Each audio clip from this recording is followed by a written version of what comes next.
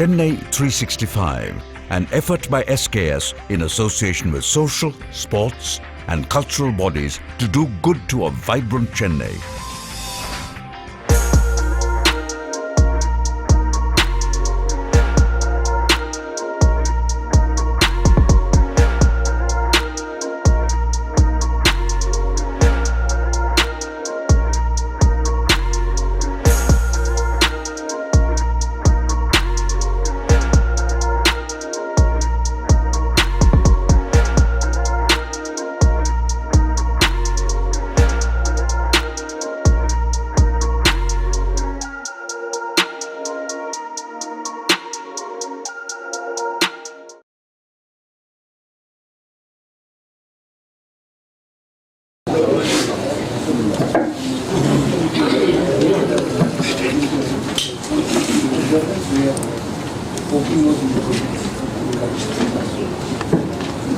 பேரன்பிற்கும் பெருமதிப்பிற்கும் உரிய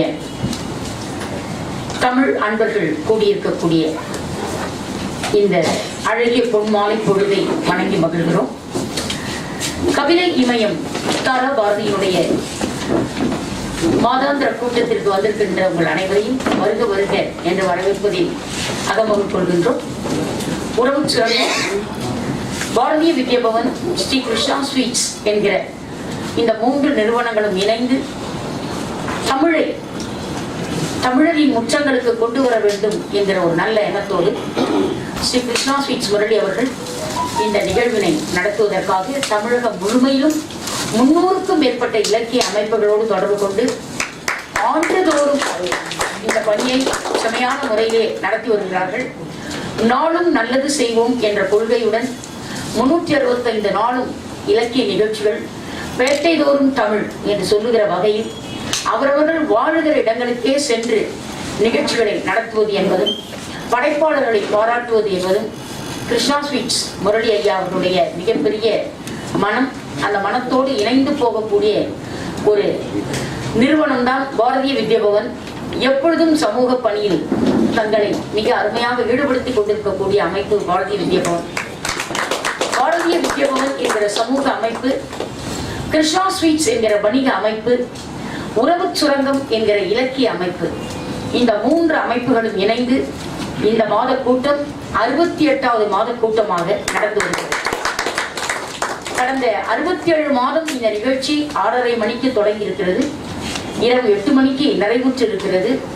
67 தமிழ் அறிஞர்கள் பாராட்டு பெற்றிருக்கிறார்கள். மிகச்சிறந்த தமிழறிஞர்கள், தொழிலதிபர்கள், சிறுகதை படைப்பாளர்கள், கவிஞர்கள், பேராசிரியர் பெருமக்கள் என்று 67 பேருக்கு விருது கொடுத்திருக்கிறோம். இந்த பொன்மாலை பொழுதில் கடந்த மாதம் சென்னையில் உள்ள நிகர்நிலை பல்கலைக்கழகம், சவேதா நிகர்நிலை பல்கலைக்கழகம் அவர்கள் ஒரு மிகப்பெரிய மதிப்பெறு முனைவர் பட்டத்தை 3 பெருமக்களுக்கு வழங்கினார்கள். ஒருவர் நம் வணக்கத்துக்குரிய அண்ணன் மூத்த வழக்கறிஞர், எங்கள் பாரதியார் சங்கத்தின் நிரந்தர தலைவர், ஈரோட்டு தந்த தமிழ்ச்செல்வம் எங்கள் அண்ணன் இரா காந்தி அவர்கள். சென்ற மாதம் அந்த சிறப்பை அவருக்கு செய்தோம். இந்த மாதம் அந்த சிறப்பை பெறுவதற்காக மதிப்புறு டாக்டர் பட்டம் பெற்ற பெருந்தகை, தொழிலதிபர், கல்வி வள்ளல், பேராசிரியர் பெருந்தகை ஐயா திரு பழனிஜி பெரியசுவாமி அவர்களுக்கு இந்த சிறப்பினை செய்ய இருக்கின்றோம். இந்த இனிய மாலை பொழுதில் இந்த கற்றறிந்த சான்றோர்கள் அனைவரும் மேடைக்கு அழைப்பதில் நான் அகமகிழ் கொள்கிறேன். பாரதிய வித்யாபவனின் வணக்கத்திற்குரிய செயலர், தன்னிகர் இல்லாத மாமனிதர் ஐயா திரு ராமசாமி ஐயா அவர்களை மேடைக்கு வருமாறு அன்போடு அழைக்கிறேன்.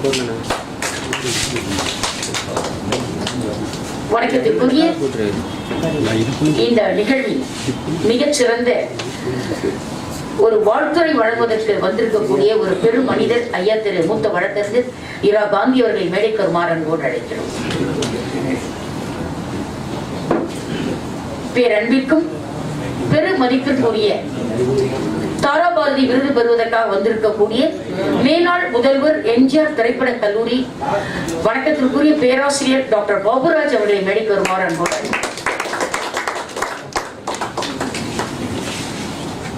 இன்றைக்கு தாரா பாரதி படைப்புலக சிற்பி விருதினை பெறுவதற்காக வந்திருக்கக்கூடிய பன்மொழி சிறுகதை எழுத்தாளர் திரு சி சுந்தரராஜன் அவர்களை மேடைக்கு வருமாறு அன்போடு. இன்றைக்கு மதிப்புறு டாக்டர் பட்டம் பெற்றிருக்கக்கூடிய பெருந்தகை கல்வியாளர், பேராசிரியர் பெருந்தகை, தொழிலதிபர், இன்னும் என்னென்ன அடைமொழிகள் எல்லாம் கொடுக்கலாம். ஆனால் அத்துணை அடைமொழிகளுக்கும் இணையாக ஒரே ஒரு அடைமொழி, மிகச்சிறந்த மா மனிதர் ஐயா திரு பழனிஜி பெரியசுவாமி அவர்களை மேடைக்கு வருமாறு அன்போடு அழைக்கிறோம். நண்பர்களே, இந்த இனிய நிகழ்வு இப்பொழுது இறை வணக்கத்துடன் தொடங்குகிறது. இறை வணக்கத்தை வழங்க வருகிறார் கலை மாமணி பேராசிரியர் டாக்டர் சாரதா நம்பி ஆரூரன் அவர்கள்.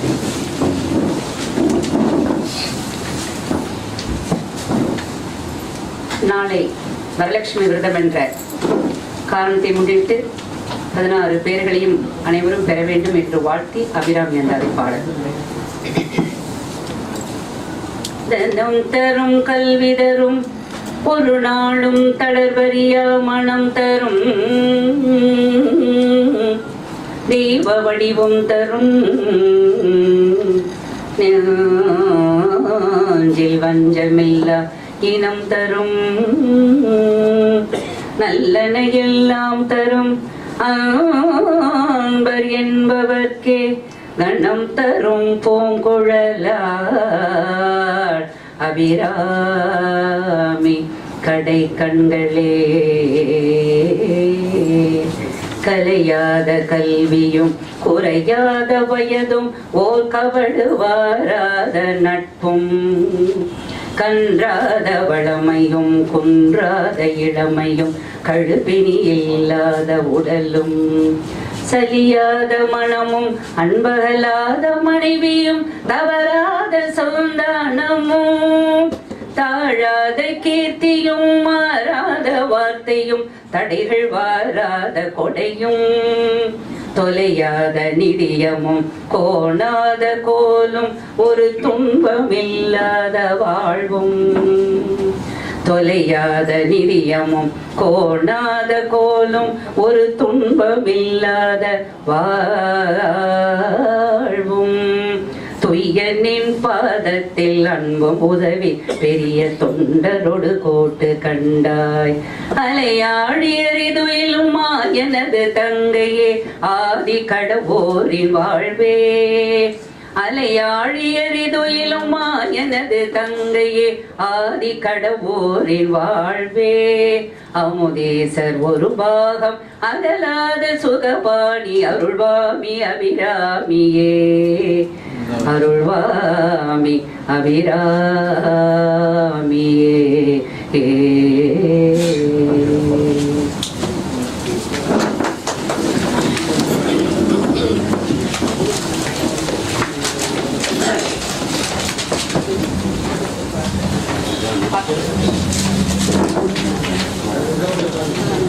பேராசிரியர் டாக்டர் சாரதா நம்பி ஆரூரன் அவர்களுடைய செந்தமிழ் இசைத்தமிழ் நம் நெஞ்சமெல்லாம் தமிழ்த்தாயின் அருளை அரங்க மக்கள் முழுமையாக பெறுவதற்குரிய ஒரு அரிய வரத்தை நமக்கு அளித்தது என்று சொன்னால் அது மிகையாகாது. நண்பர்களே, சென்னையில் இருக்கக்கூடிய பல்வேறு வகைப்பட்ட நிகர்நிலை பல்கலைக்கழகங்கள் மத்தியில் சபீரா பல்கலைக்கழகம் இன்றைக்கு விஞ்ஞான நிலையிலே 3 பெரும் அறிஞர்களை தேர்ந்தெடுத்து சயின்ஸ் ஆஃப் டாக்டரேட் என்று 3 பெரும் அறிஞர்களுக்கு இந்த பட்டத்தை வழங்கினார்கள். அதிலே ஒருவர் வணக்கத்திற்குரிய நம்முடைய மூத்த வழக்கறிஞர் அண்ணன் காந்தி அவர்கள். அவருக்கு சென்ற மாதம் உறவு சுரங்கம் இந்த மதிப்பெரு முனைவர் பட்டம் டாக்டர் பட்டம் பெற்றமைக்காக பாராட்டினோம். தமிழில் PhD முடித்தவர்கள் முனைவர் என்று அழைக்கப்படுவார்கள். ஆனால் மதிப்பெரு பட்டம் பெறுகிற போது அதை யாரும் முனைவர் என்று சொல்லுவதில்லை, டாக்டர் பட்டம் என்றுதான் சொல்ல வேண்டும்.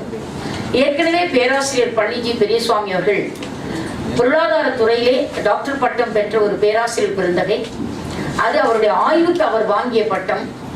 ஆனால் இந்த பட்டம் இந்த நிகர்நிலை பல்கலைக்கழகம் ஏன் கொடுத்தது என்று கேட்டால், ஒரு தொழிலதிபர் கல்வி உலகிலும் தொழில்துறையிலும் சமூக நிலையிலும் எப்படி தன்னுடைய பணியை மிக அரிய முறையில் செய்து வருகிறார் என்பதை கணக்கிட்டு அந்த கணக்கின் அடிப்படையில் பொருளாதார பேராசிரியர் கணக்கியல் நிபுணர்கள் மத்தியில் இவருக்கு டாக்டர் பட்டம் அளிக்க வேண்டும் என்று முடிவெடுத்திருக்கிறார்கள் என்று சொன்னால் நம் கரவொலி சற்று ஓங்கி.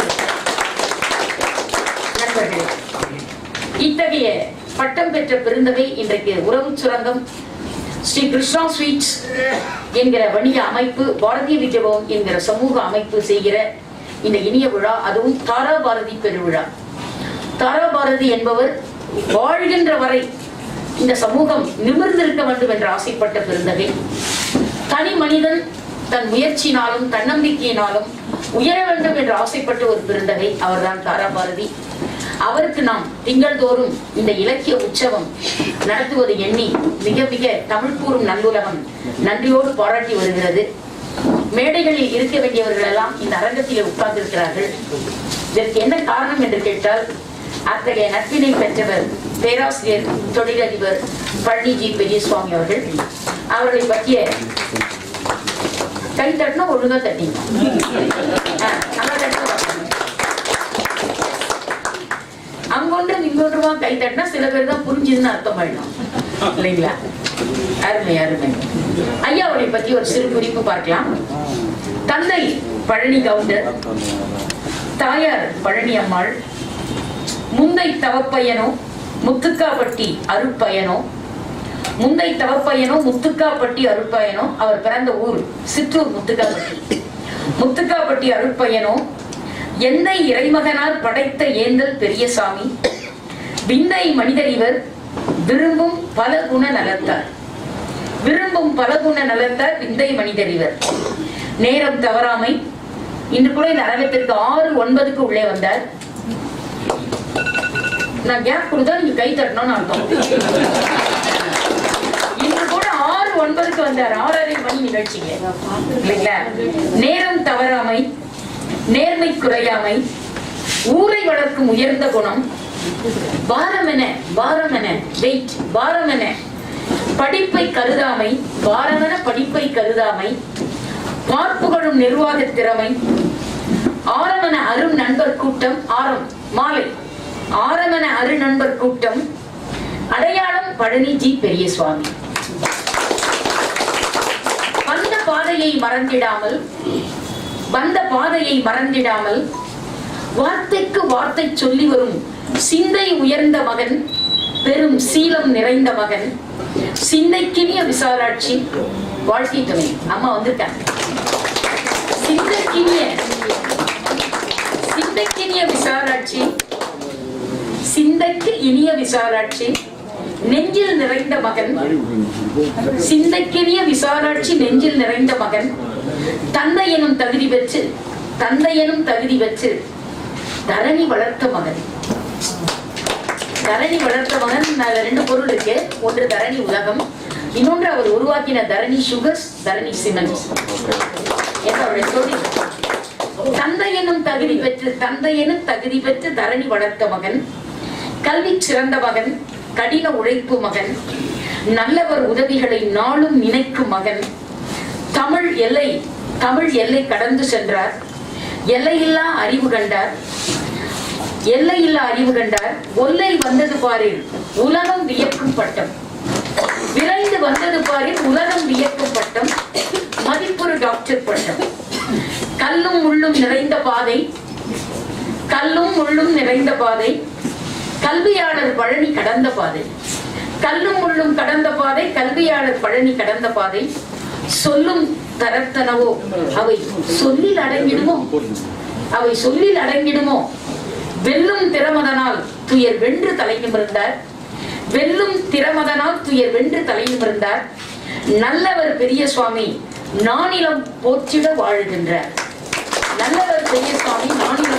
வாழுகின்றார், இலக்கிய வட்டம் உமக்குண்டு, இல் தமிழுக்காய் தமிழ்ச்சங்கம் உலகில் உயர் அமெரிக்க மண்ணில் உவந்தளித்தாய்.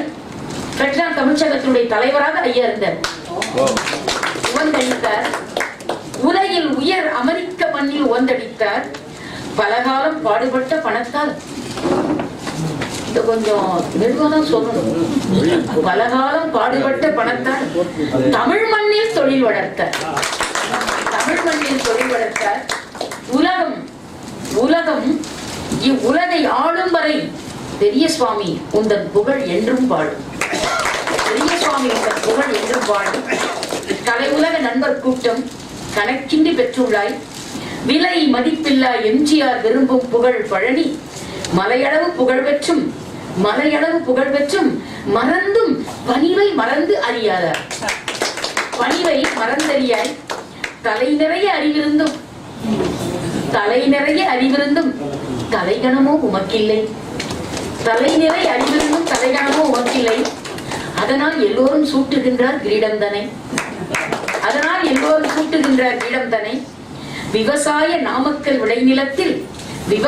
நாமக்கல் விளைநிலத்தில் வியத்தகு கல்விக்கூடம் விளையக் கண்டோம். அவகாசம் சிறிதுமின்றி அரிய தொழில் பயிற்சி பள்ளி கண்டாய்.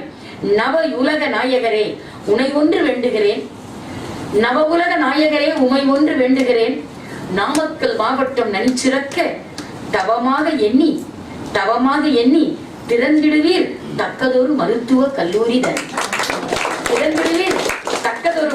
கல்லூரிதனை. உம்மாலே எல்லாம் முடியும். உயர்மட்ட அருந்தகங்கள் கண்டவரே. அருந்தகம் உணவு ரெஸ்டாரண்ட். அருந்தகங்கள் கண்டவரே, எம்மாலே இயன்ற மட்டும் இறைமகனை வேண்டிடுவோம். உம்முடைய திருமகளாம் உழைப்புடனே உயர்நிலைக்கு வந்துவிடும் உன் கல்லூரி. இன்றைக்கு ஐயாவுடைய கல்லூரியில் அவருடைய பெண் பிள்ளைகள் பார்த்துக்கிறாங்க. என்ன பாரதி தைரியமா சொன்னான், பெண்ணுக்கு அறிவை வைத்தான் புவிபேணி வளர்த்திடும் ஈசன். அதனால குழந்தைகள் பார்த்துக்கிறாங்க. உயர்நிலைக்கு வந்துவிடும் உன் கல்லூரி. நம்மவர்கள் வாழ்விற்காய் தொண்டு இழைத்தீர். நாடு உமை வாழ்த்தி நிற்கும்.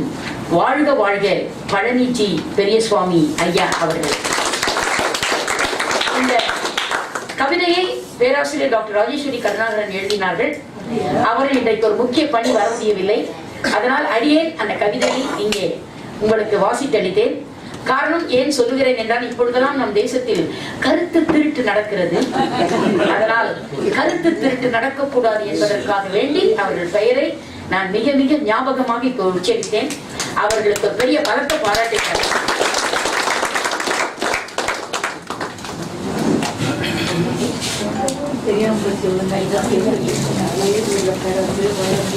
வணக்கத்திற்குரிய எங்கள் மூத்த வழக்கறிஞர், பாரதியார் சங்கத்தின் நிரந்தர தலைவர் அண்ணன் காந்தி அவர்கள் இப்பொழுது தங்களின் கரத்தால் பழனிஜி பெரியசுவாமி ஐயா அவர்களுக்கு, ஏன்னா அவரும் அந்த மதிப்புறு டாக்டர் பட்டத்தை பெற்ற பெருந்தகை, கற்றாரை காமூர்வர் இல்லையா? அதனால அண்ணா வாழ்த்துவதுதான் பொருத்தமாக இருக்கும். காந்தி அண்ணாவை பத்தி என்ன சொல்லலாம்? நாமக்கலை சேலம் வாழ்த்து நல்லது தானே.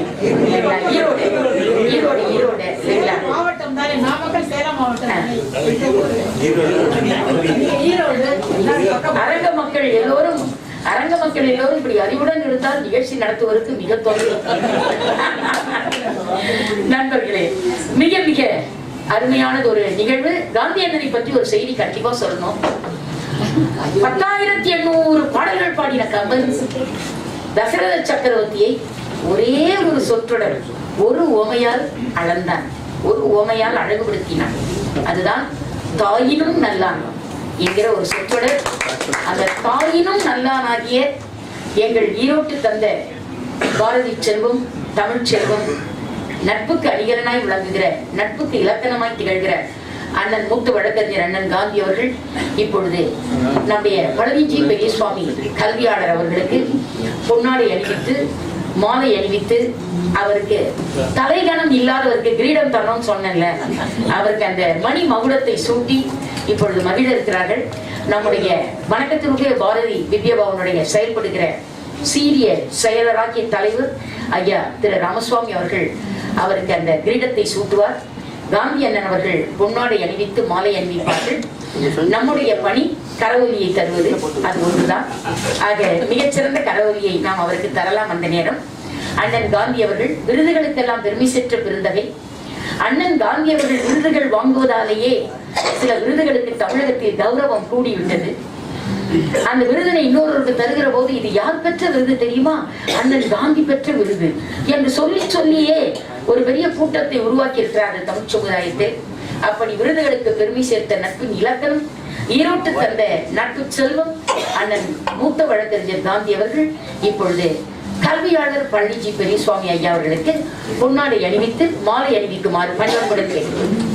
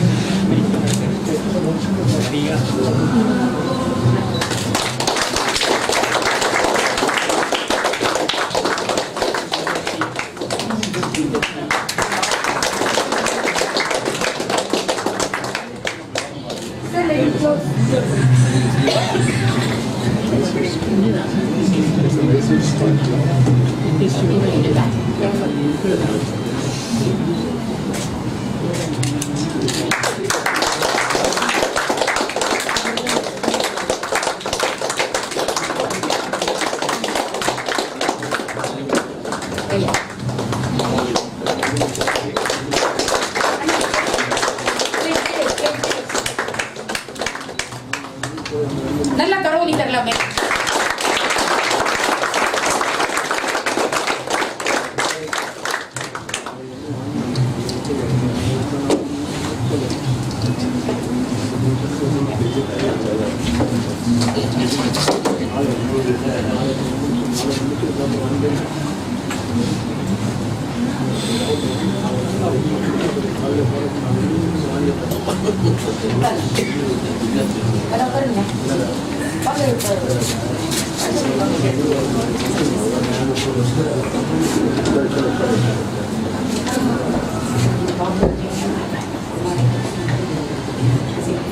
இன்றைக்கு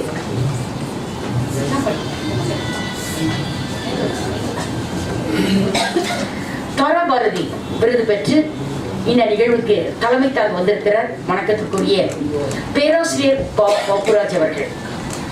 கம்பரடிப்பொடி காரைக்குடி சா கணேசன் அவர்களின் பரிந்துரையுடன் ஏவிஎம் நிறுவனத்தில் ஒளிப்பதிவாளராக தனது சென்னை வாழ்க்கையை தொடங்கியவர் ஐயா திரு பாப்புராஜ் அவர்கள்.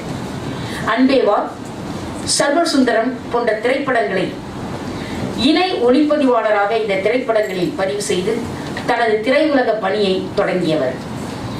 சென்னை திரைப்பட கல்லூரியில் தயாரிப்பு துறை பேராசிரியராக பணியாற்றும் வாய்ப்பினை பெற்று துறை தலைவராய் உயர்ந்து பொறுப்பு முதல்வராக ஓய்வு பெற்றவர் ஐயா திரு பாப்புராஜ். வணக்கத்திற்குரிய தமிழகத்தின் மேலாண் முதல்வர், புரட்சி தலைவர் என்று எல்லோராலும் அழைக்கப்படக்கூடிய வணக்கத்திற்குரிய எம்ஜிஆர் அவர்கள் எப்படியாவது பாப்புராஜ் ஐயாவிற்கு ஒரு பெரிய பதவியை தர வேண்டும் என்று ஆசைப்பட்டு இந்த திரைப்பட கல்லூரியில் அவரை முதல்வராக உருவாக்கி மகிழ்ச்சி அடைந்தார். திரைப்பட கல்லூரியில் 30 ஆண்டுகள் பேராசிரியராக பணியாற்றிய பெருந்தகை.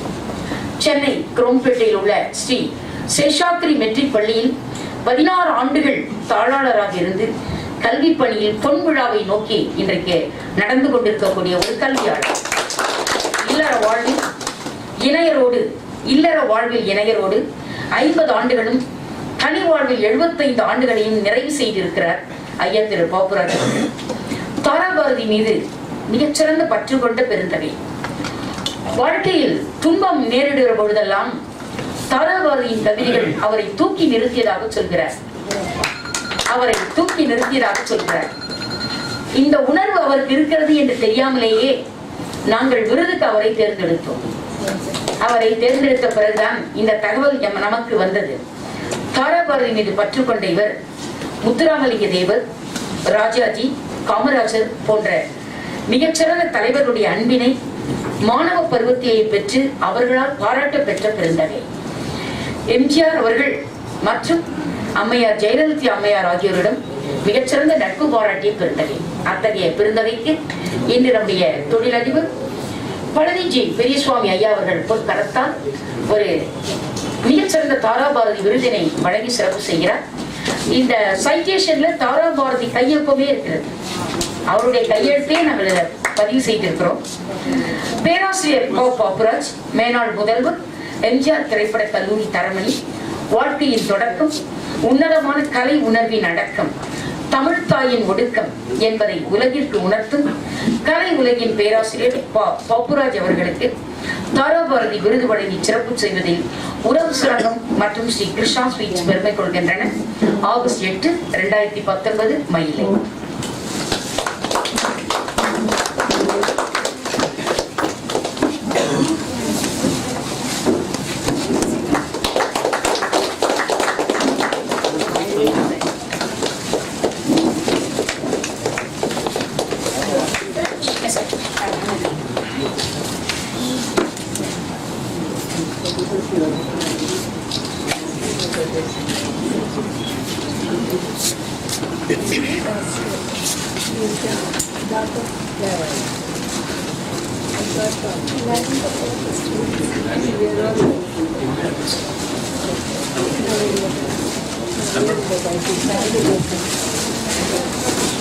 நண்பர்களே, அடுத்து நாம் விருது பெற இருக்கின்ற பெருந்தகை வணக்கத்திற்குரிய ஐயா திரு சுந்தரராஜன் அவர்கள்.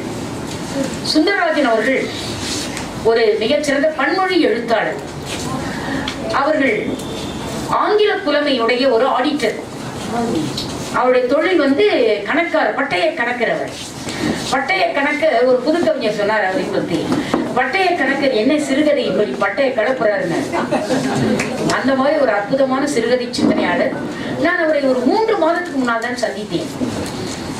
அவருடைய நூல் வெளியீட்டு விழாவிற்கு ஒரு சிறுகதையை நான் திறனாய்வு செய்வதற்காக சென்றிருந்தேன்.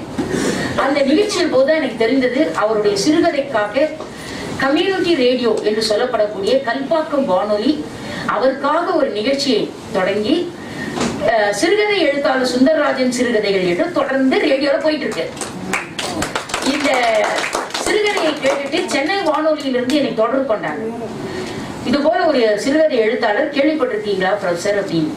நான் அவரை பற்றிய முழு அறிமுகத்தை அவங்களுக்கு கொடுத்த பொழுது வானொலியிலும் சென்னை வானொலியிலும் ஜனவரி மாதத்திலிருந்து தொடர்ந்து ஐயாவுடைய சிறுகதைகள் ஒலிபரப்ப இருக்கின்றது என்ற அந்த மகிழ்ச்சியான செய்தி இந்த இடத்துல சொல்கிறேன். இவருடைய படைப்புகள் முதலில் எந்த மொழியில் வந்ததுன்னா ஆங்கில மொழியில் தான் வந்தது.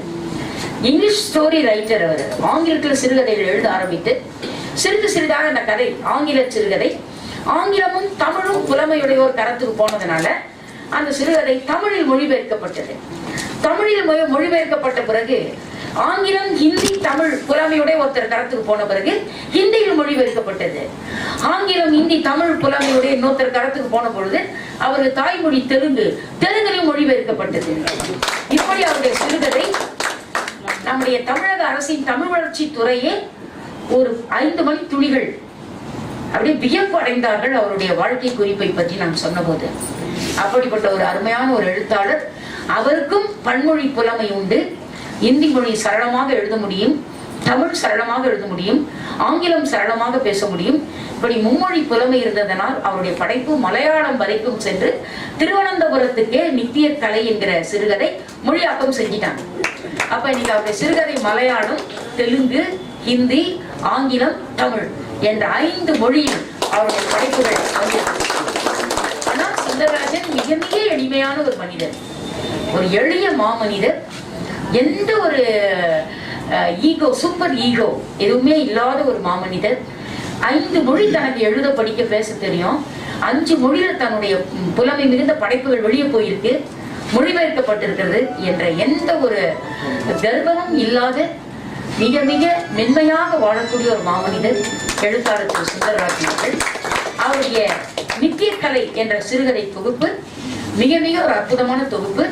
இதில் இருக்கக்கூடிய ஒவ்வொரு கதையும் எடுத்து படிச்சு முடிச்ச பிறகு நாமே அந்த கதைக்கு ஒரு திறனாய்வு திறவுகோல் கீழ் எழுதுவோம். படிச்சு முடிச்சது இந்த கதை நம்மோட என்ன பேசியது என்று எழுதுவோம். அப்படி இதில் இருக்கக்கூடிய 10 சிறுகதையும் படித்து நான் திறனாய்வு திறவுகோல் எழுதி கொடுத்தேன். பல நல்ல உள்ளங்களுடைய மத்தியில் இந்த நூல் பாராட்டு பெற்றிருக்கிறது. வருகிற காலங்களில் என் கண்ணில் ஒரு படைப்பு பட்டுவிட்டால் அந்த படைப்பை கல்லூரி மாணவர்கள் பாடத்திட்டத்தில் வைக்காமல் விட மாட்டேன்.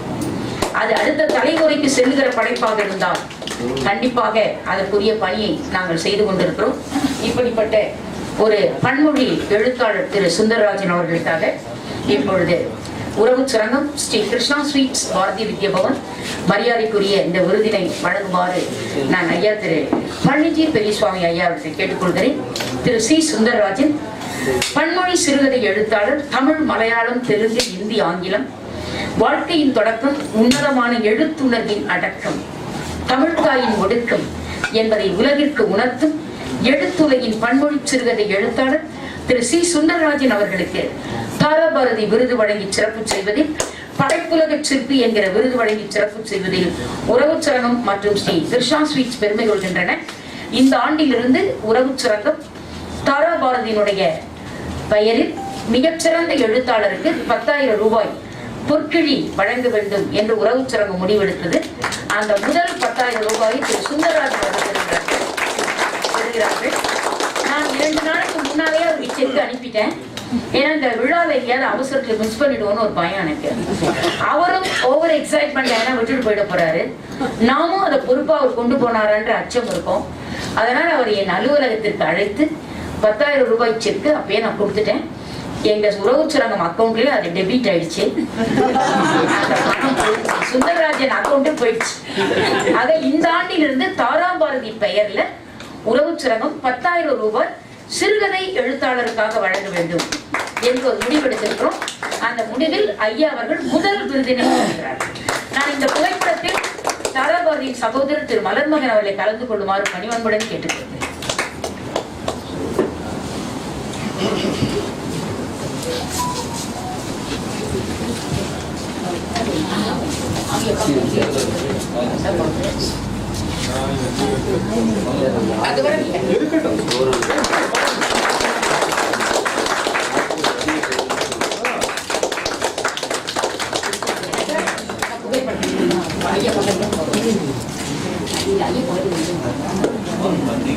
நன்றி.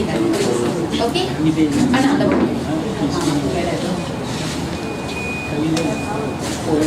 நான் தெரியுதுண்ணா.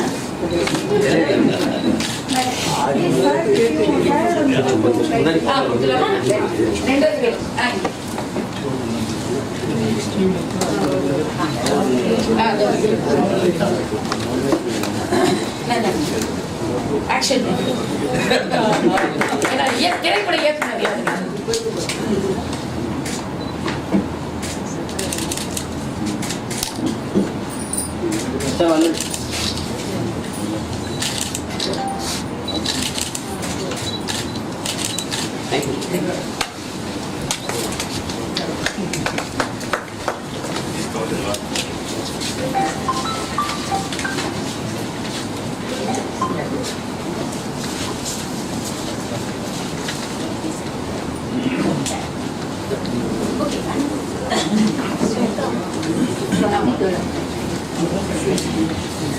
வணக்கத்துக்குரிய பேராசிரியர் பெருந்தகை, கல்வியாளர், தொழிலதிபர் ஐயா திரு பழனிஜி பெரியசுவாமி அவர்கள் ஒரு மணித்துளிகள் நம்மோடு உறவாடுவார்.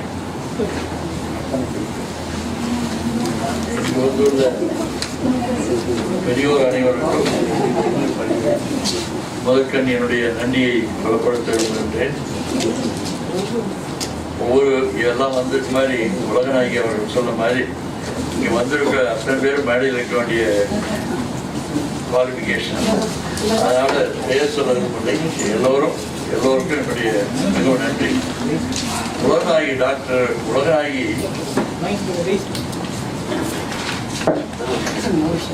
உலகநாயகினுடைய இது அமேசிங்,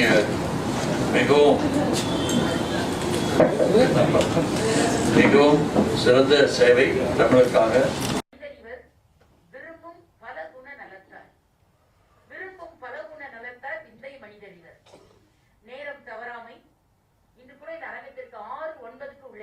ஐயா திரு பழனிஜி பெரியசுவாமி அவர்கள் ஒரு மணித்துளிகள் நம்மோடு உறவாடுவார். இங்கு வந்துள்ள பெரியோர் அனைவருக்கும்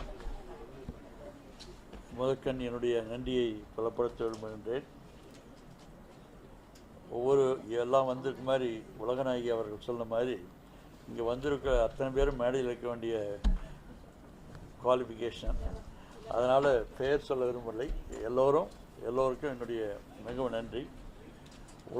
டாக்டர் உலகநாயகி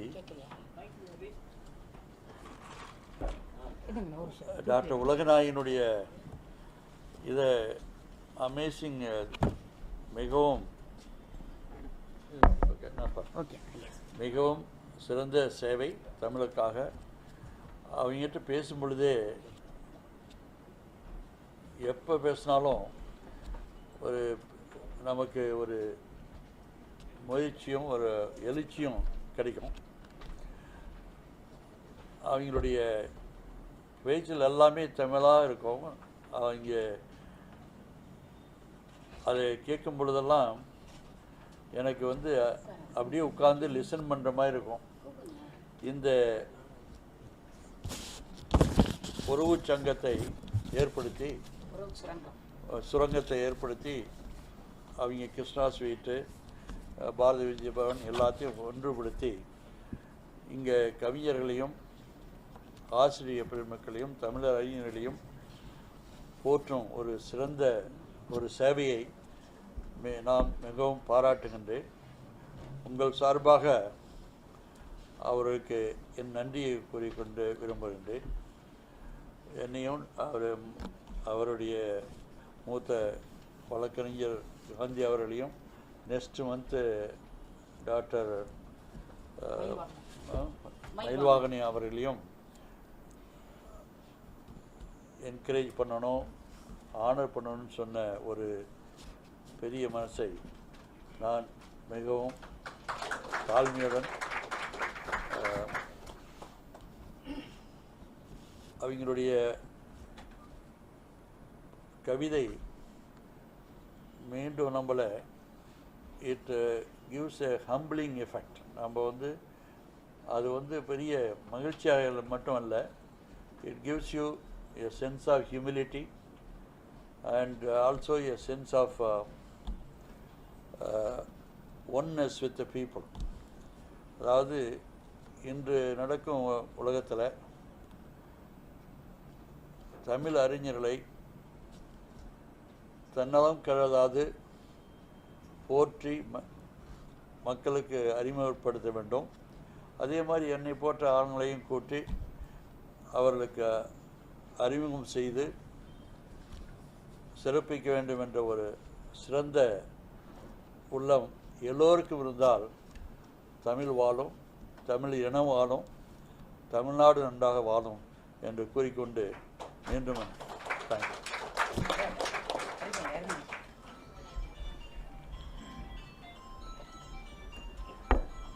ஐயா அவருக்கே உரிய முறையில் மிக எளிமையானது ஒரு ஏற்புரையை வழங்கி மகிழ்ந்தார்கள்.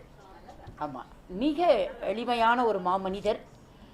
அவருடைய 80 ஆண்டு காலம் பிறந்த நாள் நினைவாக நாங்கள் ஒரு பெரிய மலர் தயாரிச்சிட்டு இருக்கிறோம்.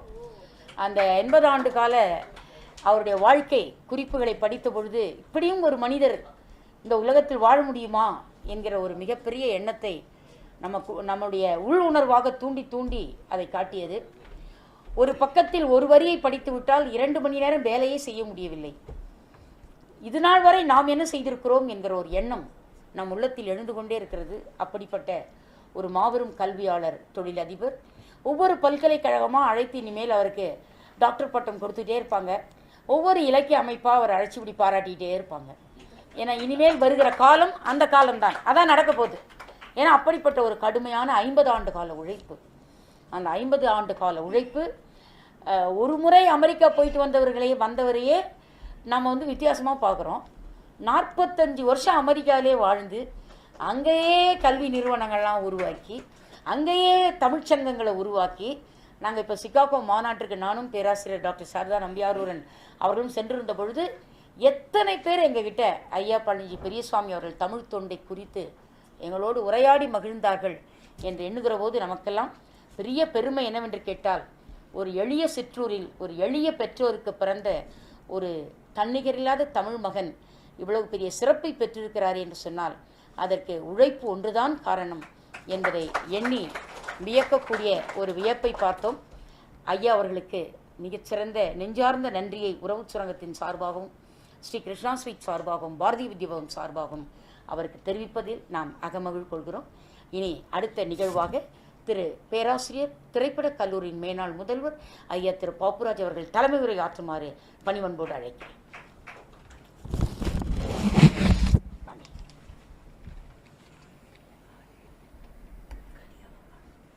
அனைவருக்கும்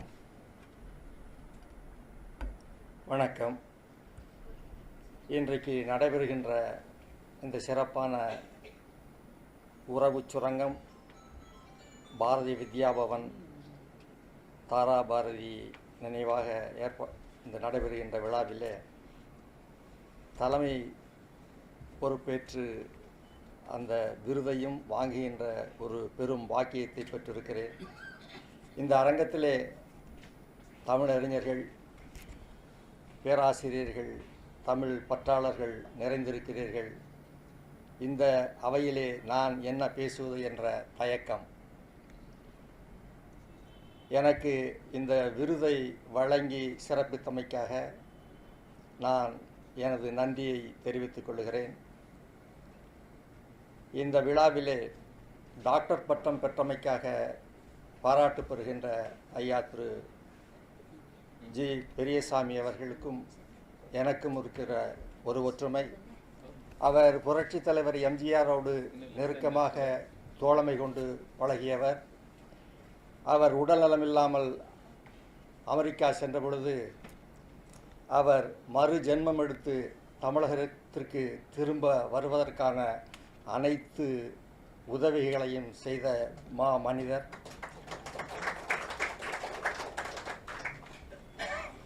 எம்ஜிஆர் அவர்களை நமக்கு தந்தவர் மட்டுமல்ல, எம்ஜிஆர் உருவாக்கிய அந்த அரசியல் கட்சியையும் தந்தவர் என்ற பெருமைக்கு அவருக்கு உண்டு. நான் எம்ஜிஆரோடு பழகியவன், ஆனால் அவரை போல தோழமையோடு அல்ல, அவரை அண்ணாந்து பார்த்து வியக்கின்ற வகையிலே அந்த திரைப்படத்துறையிலே உதவி ஒளிப்பதிவாளனாக இருந்த காரணத்தால் அவரோடு எனக்கு ஒரு பழக்கம் ஏற்பட்டது. என் மீது மிகுந்த பாசம் கொண்டவர் எம்ஜிஆர் அவர்கள். அதற்கு பின்னால் நான் திரைப்படக் கல்லூரியிலே பணியாற்றுகின்ற பொழுது பழம்பெரும் இயக்குனர் நீலகண்டன் சார் அவர்கள் அந்த திரைப்படக் கல்லூரிக்கு இயக்குனராக இருந்தார்.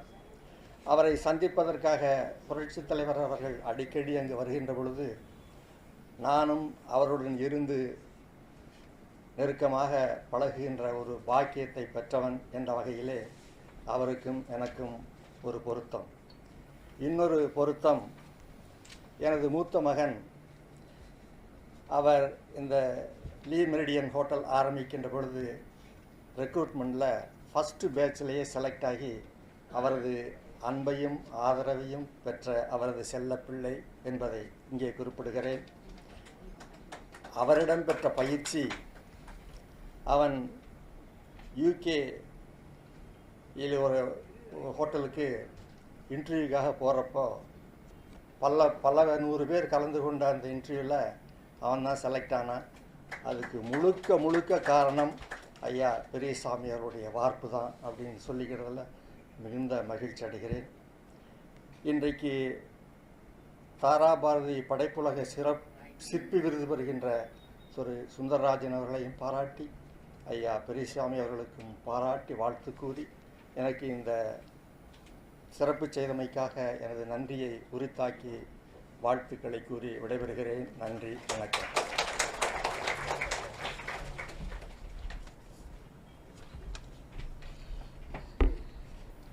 அடக்கம் அமரருள் உய்க்கும் என்கிற குரலுக்கு விளக்கமாய் திகழ்கிறவர் ஐயா திரு பாப்புராஜ் அவர்கள். ஒரு மிகச்சிறந்த மாமனிதர். இன்றைக்கு தாரா பாரதியினுடைய நிகழ்வை பற்றி பேசுவதற்காக, நம் மாதாந்திர கூட்டத்திற்கு பேசுவதற்காக ஒரு பெரும் பேச்சாளர் இங்கே வந்திருக்கிறார். அவரை பற்றி நாம் பிறகு அறிமுக உரையெல்லாம் பார்க்கலாம். அதற்கு முன்னால் இன்றைக்கு தாரா பாரதி படைப்புலக சிற்பி விருது ரூபாய் 10,000 பொற்கிழியாக முதலில் பெற்ற முதல் சிறுகதை படைப்பாசிரியர் வணக்கத்திற்குரிய ஐயா திரு சுந்தரராஜன் அவர்கள் ஏற்புரை வழங்க வேண்டும் என்று நான் சொன்னேன். நீங்கள் புதியவர், இந்த இலக்கிய வட்டத்திற்கு நான் உங்களை அறிமுகம் செய்கிற இந்த ஒரு அரிய பொன்மாலை பொழுதில் நாங்கள் பொதுவாக விருது வழங்குகிறவர்களுக்கு ஏற்புரை தருவதில்லை. காரணம், நிகழ்ச்சி அப்படி சுருக்கமாக இருக்கிற காரணத்தினால் நேரத்தில் அருமை கருதி தருவதில்லை. ஆனால் திரு சுந்தரராஜன் அவர்கள் அறிமுகம் செய்து கொள்ளப்பட வேண்டியவர். மக்கள் அறிந்து கொள்ளப்பட வேண்டியவர் என்கிற ஒரு முக்கியத்துவம் இருப்பதால் ஐயா அவர்கள் நீங்கள் ஒரு 3 minutes ஏற்புரை கொடுங்கன்னு சொன்னேன். அவர் சொன்ன பதில் 2 மணித்துளிகள் கூட போதுமான. இதுதான் அவருடைய வளர்ச்சிக்கு ஒரு மிகப்பெரிய வித்து என்று நான் நினைக்கிறேன்.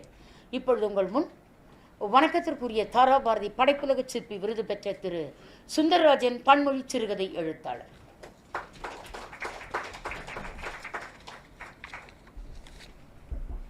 Good evening to all of you. I'd like to talk in English today. Kindly excuse me since it's a Tamil forum.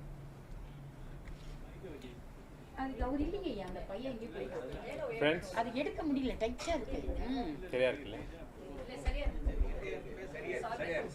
Friends, I'm very delighted and thankful for having been conferred this award, which is prestigious to me, as I have got this recognition in my maiden attempt as a writer.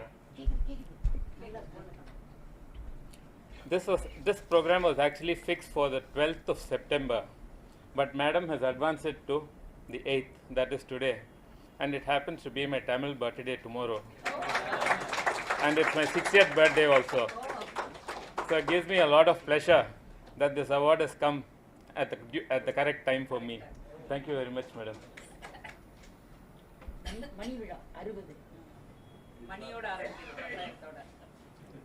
And with regard to the award which she has given me of 10,000 rupees, what I have in mind is to start a fund. And I am in a poetry club also. And I see many young children coming up with good poems, and we encourage them a lot. In fact, in Odyssey on Saturday and Sunday, we are having a series of events which I am organizing. So I plan to have this as a fund for such enterprising students and youngsters, upcoming youngsters, and give it as an award to them in the coming years. So I'd like to have your blessings so that I'll be able to do this properly and effectively. Thanks a lot, Madam.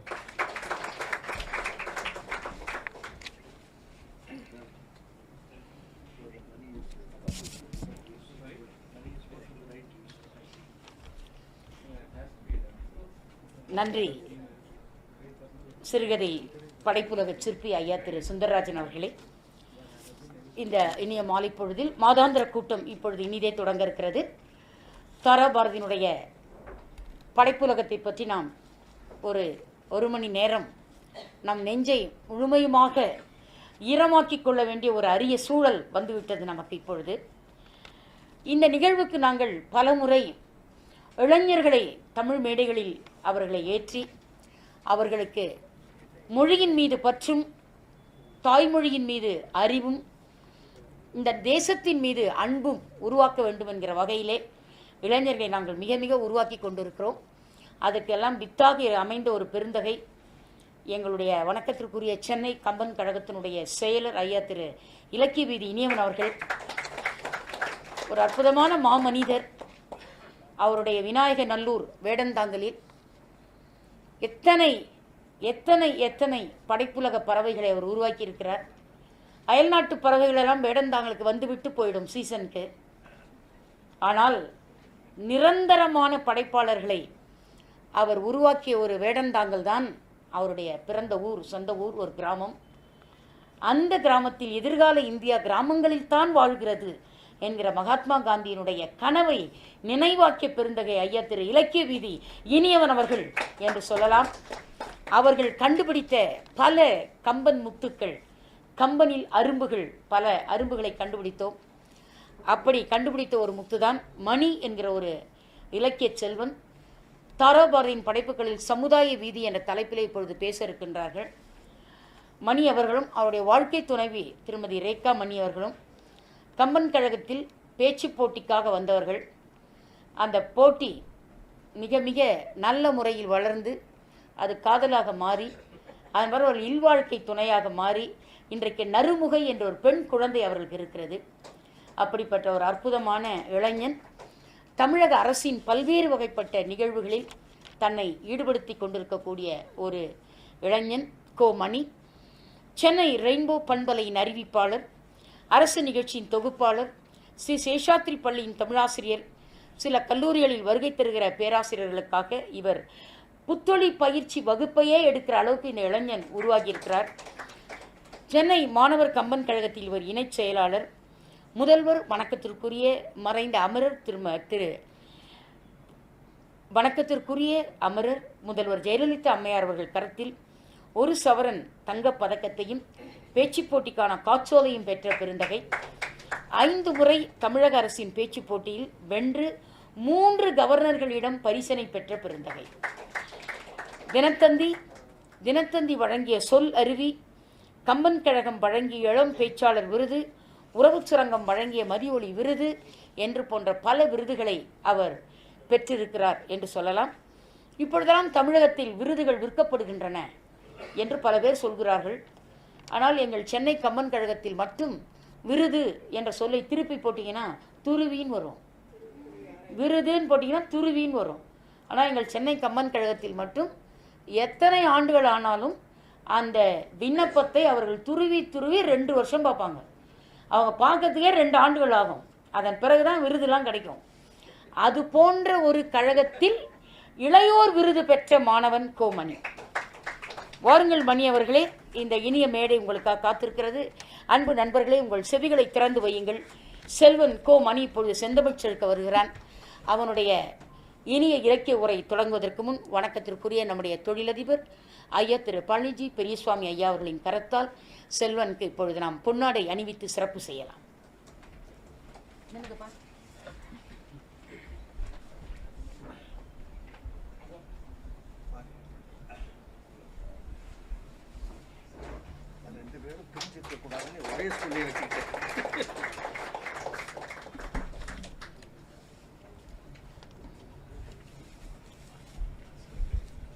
நண்பர்களே, இந்த நேரம் நன்றிங்க ஐயா ராமசாமி ஐயா, மிக்க நன்றி. இந்த இனிய நேரம் இப்பொழுது தாராபாரதிக்கு சிறப்பு செய்கிற நேரம். உங்கள் செவிகளை திறந்து வையுங்கள். செல்வன் மணியினுடைய இலக்கிய உரையை நாம் இப்பொழுது கேட்டு மகிழலாம். தாராபாரதியின் கவிதைகள் சமுதாய வீதி.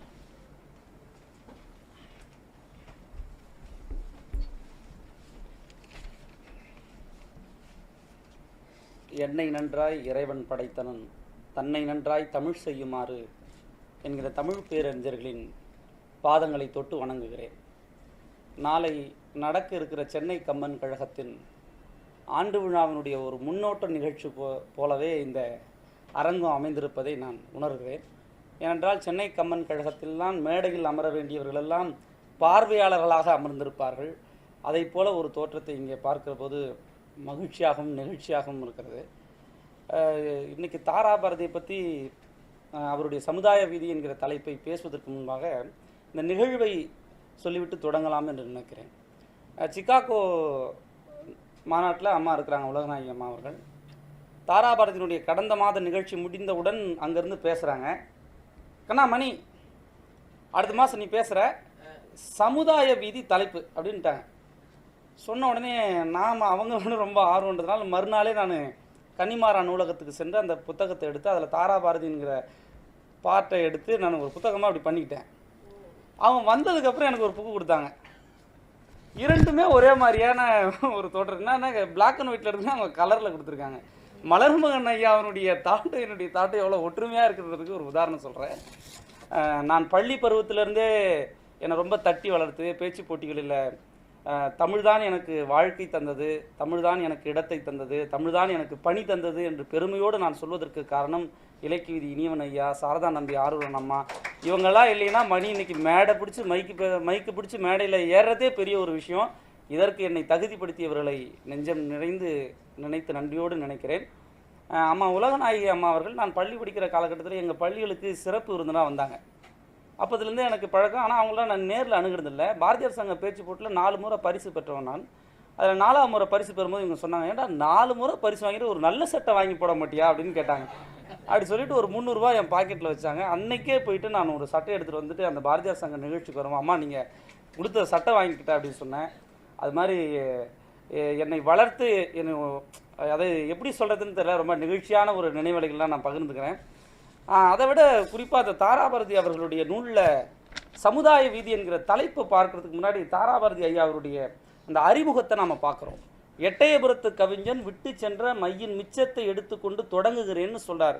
6 கவிதை புத்தகங்கள், 2 உரைநடை புத்தகங்கள் எழுதியிருக்கிறாரு. மிச்சத்துக்கே இவர் உச்சம் தொட்டிருக்காருன்னு சொன்னால் முழுமையாக எழுதியிருந்தால் நாம் என்ன ஆகும்ன்ற ஒரு கேள்வி வருது. 33 ஆண்டுகள் ஆசிரியர் பணி. அந்த 33 ஆண்டுகள் அவர் பணியாற்றிய ஒன்றியங்களை பாருங்கள். அச்சிரப்பாக்கத்தில் சித்திரக்கூடம் என்கிற பள்ளி, பரனூரில் இருக்கிற ஒரு பள்ளி காட்டாங்குளத்தூர் ஒன்றியம், அதை தொடர்ந்து கூடுவாஞ்சேரியில் இருக்கிற காமராஜர்புரம் என்கிற பள்ளி, இந்த 3 பள்ளி. இதில் பரனூர் இருக்கிற இவர் பள்ளியில் பணியாற்றும் போது என் மனைவியினுடைய அம்மா அந்த பள்ளியில் தான் படிச்சிருக்கிறாங்க, பரனூரில் இருக்கிற பள்ளி. இதில் என்ன சிறப்புனா, இந்த 3 பள்ளிகளில் அவர் பணியாற்றுகிற போது அந்த ஒன்றியத்திலே தலை சிறந்த பள்ளியாக அந்த பள்ளியை உருமாற்றியிருக்கிறார். அதாவது சமுதாய வீதிக்கு அப்பயே பாதை அமைத்திருக்கிறார் என்பதை நான் சொல்லுகிறேன். அது மட்டும் இல்லாமல் மைசூருக்கு போயிட்டு அந்த இடத்துல மாற்றுத்திறனாளி மாணவர்களுக்கு எப்படி பயிற்சி கொடுப்பது, வகுப்பெடுப்பது என்பதை படிச்சுட்டு வந்து மாற்றுத்திறனாளிகள் மாணவர்கள் மீது தனியாக கவனம் செலுத்தி அவர்களுக்கு வாய்ப்பை உருவாக்குறது மட்டும் இல்லாமல் தாழ்த்தப்பட்ட மாணவர்களுக்கு தனியான கவனம் செலுத்தி பல மணி நேரங்கள் அவர்களுக்கு வகுப்பெடுத்து அவர்கள் வாழ்க்கையை ஒரு தரமான நிலைக்கு உயர்த்தி காட்டியிருக்கிறார். இது அவருடைய அறிமுகம். அப்புறம் இப்போ தாராபாரதி சமுதாய வீதி என்கிற கவிதை தொகுப்பில் கவிதை பகுதியில் 17 கவிதைகள் இருக்கிறது. சாதிக்காய், நச்சு விதைகள், நெருப்பு திருவிழா, வெள்ளை மாளிகள், பூமி முட்டை பொரித்த குஞ்சுகள், சமக்குறிகள், அரசியல் வியாதிகள், அரசியல் அரிச்சுபடின்னு 17 தலைப்பில் இருக்குது. ஒரே ஒரு கவிதைக்கு மட்டும் 23 அடிகள் அதிகமாக இருக்குது. மற்ற கவிதைகள்லாம் 21 வரிகள், 16 வரிகள், 18 வரிகள் என்பதை போல் நாம் படம் பிடித்து காண்பிக்கிறோம். இந்த 17 கவிதைகளில் நான் 2 வரிகளை மட்டும் எடுத்து பேசினாலே இந்த 1 மணி நேரத்தை தாண்டும்னு நினைக்கிறேன். ஆனால் சாரதா நம்பி அம்மா இருக்கும்போது எனக்கு ரொம்ப பயம். அவங்க எனக்கு நல்லா தெரியும், 8 நிமிஷம் ஆனால் பின்னாடி வந்து நின்றுவாங்க, 9 நிமிஷம் ஆனால் முதுகில் அடிப்பாங்க, 10 நிமிஷம் ஆனால் மைக்கை பூட்டிட்டு போடா அப்படி அப்படின்வாங்க. ஏன்னா நான் பேச்சு போட்டிகளில் அவங்களோட பழகி இருக்கிறேன்றதுனால நான் குறித்த நேரத்துக்குள்ளே முடிச்சிருவேன்ற உறுதிப்பாடோடு தொடங்குறேன். சமுதாய வீதி அப்படிங்கிற அந்த கவிதைக்குள்ளே போகிறதுக்கு முன்னாடி அவர் ஒரு அடையாளம் சொல்கிறாரு. என்னால் எல்லாம் முடியும் என்கிற தன்னம்பிக்கை, என் இனத்தால் எல்லாம் முடியும் என்கிற சமூக நம்பிக்கை, என் தமிழால் எல்லாம் முடியும் என்கிற தமிழ் நம்பிக்கை, என் தேசம் எந்த தேசத்திற்கும் குறைந்ததல்ல என்கிற தேசிய நம்பிக்கை, உலகத்தில் உள்ள ஒவ்வொருவரும் என் உடன் பிறந்தவர்கள் என்கிற மனிதநேயத்தோடு கூடிய உலக நம்பிக்கை, இந்த எல்லா நம்பிக்கைகளும் நிறைவேறினால் சமுதாயம் மறுமலர்ச்சி பெறும் என்கிற உறுதிப்பாடோடு சமுதாய விதி கவிதையை படைக்கிறார். இப்போ இந்த இடத்துல நீங்கள் நல்லா கை தட்டலாம். ஏன்னா உலகநாயகி அம்மாவோட சேர்ந்து இது கூட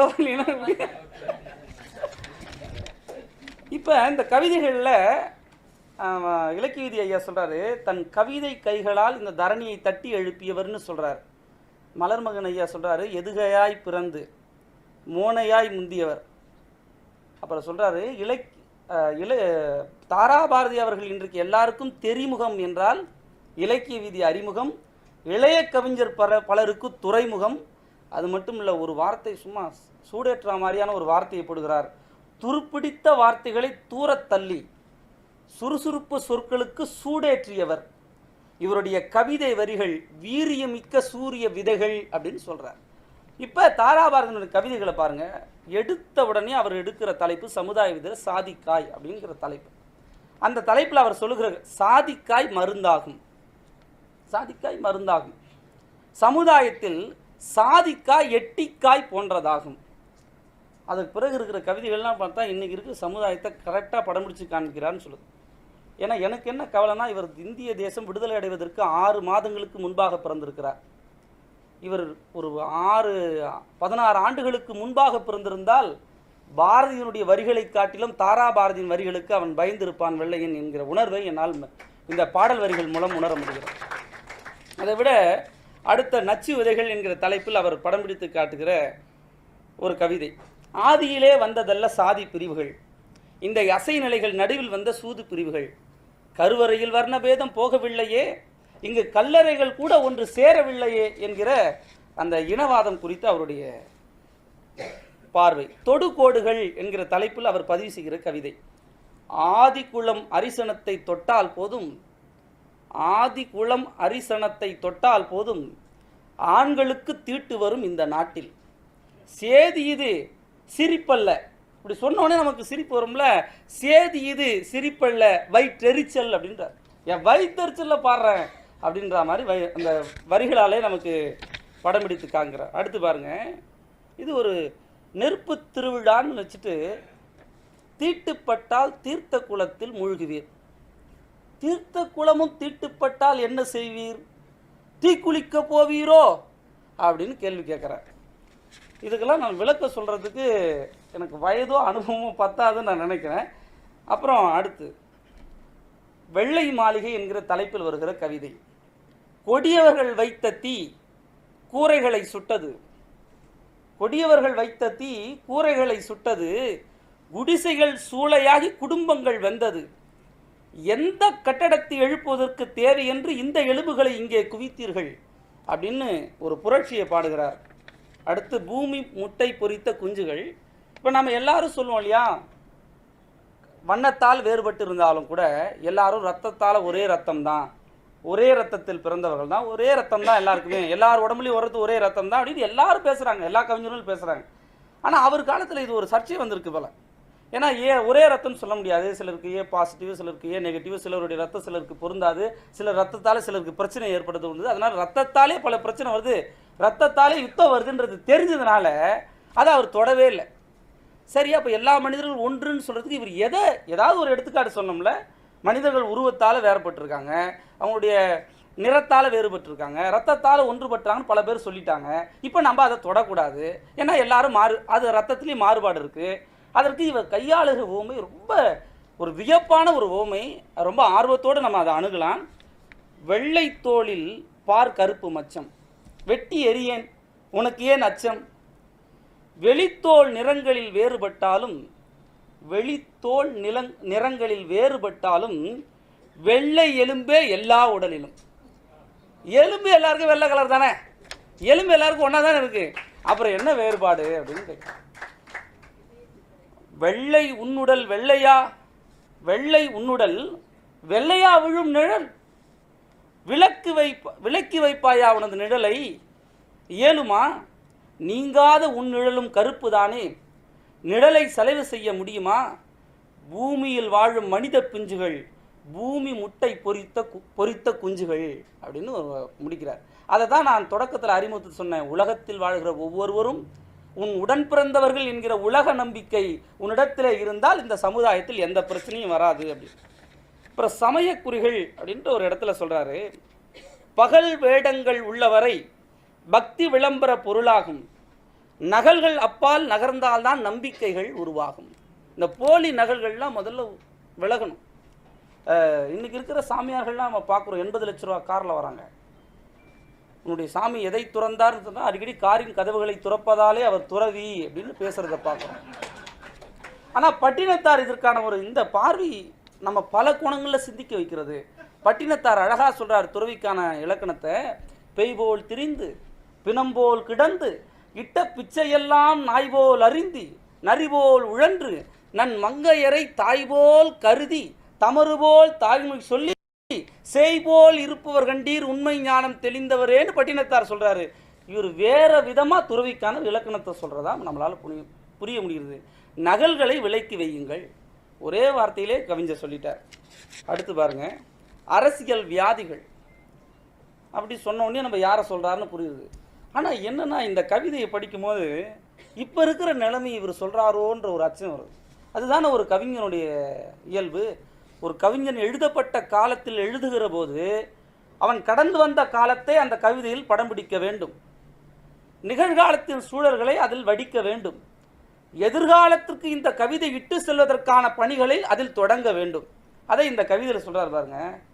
அந்தந்த கட்சியில் வந்திங்கு பரவிடும் 1000 தொற்று நோய்கள், அரசியல்வாதி சிலர், அரசியலில் வியாதிகள் பலர், சோற்றுக்கு விற்று விடுவார் ஒரு கட்சியை, சொந்தத்தில் ஒரு கட்சி தொடங்குவார், அதனை சோத்துக்கு விற்று விடுவார், சுகமான பதவிகளும் வெகுமான பரிசுகளும் சுயமானம் இழந்து பெறுவார். எந்தெந்த கட்சியில் எத்தனை நாட்கள் இருப்பார் என்று எந்த கணக்கு அவருக்கே தெரியாது, ஒரு நாளும் முடியாது. ஏன் இந்த வம்பு நமக்கு அப்படின்னு சொல்லிட்டு அந்த வம்பு நமக்கு வேண்டாம் விட்டுருவோம் அப்படின்னு சொல்லிட்டு அதை விட்டுருவாருன்னு நான் நினைக்கிறேன். அரசியல்வாதியே நம்ம அதை பற்றி பேசி என்னையா திருந்தவா போகிறாங்க அப்படின்னு விட்டுருவாருன்னு பார்த்தா அடுத்து சொல்கிறாரு, அரசியல் அரிச்சுவடி என்ன தெரியுமா இப்போ இருக்கிறவங்களுக்கு அப்படின்னு அப்போ இருக்கிறவங்களும் சொல்லியிருக்கார் போல. ஊரை ஏய், ஊரை ஏய், இது வந்து உயிரெழுத்து.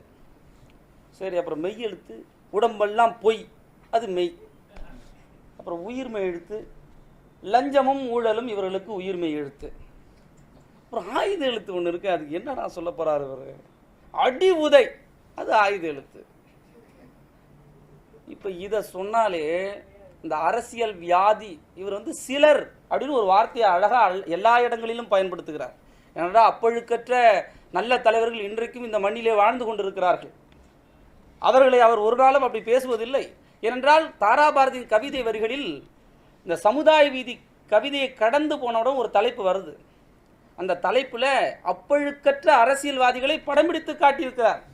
ஒவ்வொருவருக்கும் தனித்தனியாக அவரை புகழ்ந்து உரைத்திருக்கிறார் தாராபாரதி அவர்கள். எங்கே தப்பு நடக்கிறதோ அதை தட்டி கேட்பவன் மட்டும் கவிஞன் அல்ல, நல்லது செய்கிறவரை பாராட்டுகிறவன் கவிஞன் என்பதை தன்னுடைய தாராபாரதியினுடைய கவிதைகள் என்கிற புத்தகத்திலே படம் பிடித்து காட்டியிருக்கிறார். அதனால் அரசியலில் வியாதிகளையும் விமர்சித்திருக்கிறார், அரசியல்வாதிகளை வெகுவாக பாராட்டியும் இருக்கிறார். அடுத்ததாக சொல்கிறார், கருப்பை கூட நாணமுறும். அது எப்படி கருப்பை கூட நாணமுறும்? எப்ப? அவர் சொல்றார், வாய்மை வெல்லும் வாசகம் வீட்டு வாசலில் மட்டும் இருக்கிறது. வாய்மை வெல்லும் வாசகம் வீட்டு வாசலில் நிற்கிறது, இவர் வாயில் நுழைய மறுக்கிறது. வாயில் நுழைய மறுக்கிறதுன்னு அதை சொல்லலாம், அவர் வாயில் நுழைய மறுக்கிறதும் அப்படின்னு சொல்லலாம். அப்படின்ற வாய்மை என்பது ஹரிச்சந்திரனின் வாரிசு என்கிற முக்காடு. இவர் வாழ்வில் பொய்யே முதலீடு. பொய்களை உடுத்திய நாக்குகளுக்கு போஜனம் நிறைய கிடைக்கிறது, அதை பொதுசனம் தேடி கொடுக்கிறது. இதுக்கெல்லாம் விளக்கத்தை சொன்னோம்னா நம்ம ஏதாவது சிக்கலில் மாட்டிப்போம். அடுத்து சுவரொட்டிகள் என்ற தலைப்பு. தேர்களை உடைத்து தீக்கொச்சி செய்பவர்கள் வேர்களை பறித்து விறகாக மாற்றுகிறார்கள். பாரத மாளிகையை பழுது பார்க்க இயலாமல் சுவர்களின் விரிசல்களை சுவரொட்டியால் மறைப்பவர்கள். இது எவ்வளோ ஆழமான இது பாருங்க. எங்கள் வீட்டுக்கு வந்து எங்கள் அக்காவை பொண்ணு பார்க்க வரும்போது எங்கள் வீட்டில் பழைய சுவர் இருந்தது. அதை மறைக்கிறதுக்காக அந்த இடத்துல ஸ்க்ரீன் போட ஆரம்பித்தோம். அப்படி பார்த்தா வீடு ஃபுல்லாக ஸ்க்ரீனாக போட்டோம். எங்கள் அம்மா புடவையெல்லாம் எடுத்து ஸ்க்ரீன். அப்புறம் எங்கள் அம்மா யோசிச்சாங்க, அம்மா அவங்க வரும்போது நான் கட்டுறதுக்கு நல்ல புடவையே இல்லையே, எல்லாத்தையும் ஸ்க்ரீனாக மாட்டிட்டோமேன்னு சொல்லிட்டு பக்கத்து வீட்டில் கடன் வாங்கி வந்து எங்கள் அம்மா இப்போ அந்த புடவை கட்டிட்டு அந்த நேரத்தில் நின்ன காட்சி நம்மளால் உணர முடியுது. ஆனால் இந்த தேசம் எப்படி இருக்கிறது?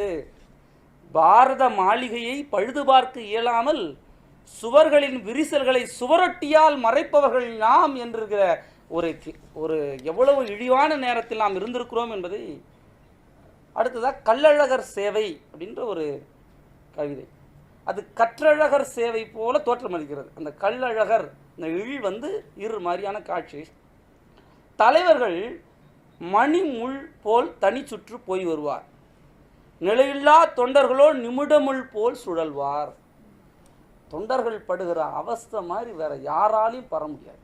ஆனால் நல்ல தொண்டர்கள் இருக்கிற அமைப்பு தலையாய அமைப்பாக அது விளங்குகிறது என்பதற்கு ஒரு காட்சி. கட்சி யாத்திரை, ஒரு யாத்திரை. காலையில் ஒரு கட்சி, கடும் பகலில் மறு கட்சி, மாலையில் தனி கட்சி, மறுபடியும் தாய் கட்சி. அதான் நான் சொன்னேன் தொடக்கத்திலே. அது இன்னைக்கு இருக்கிற நிலைமையை அழகாக படம் எடுத்து காட்டுகிறாங்க. இவன் ஒரு கட்சி, நிழல் ஒரு கட்சி அப்படின்னு ஒரு தலைப்பு.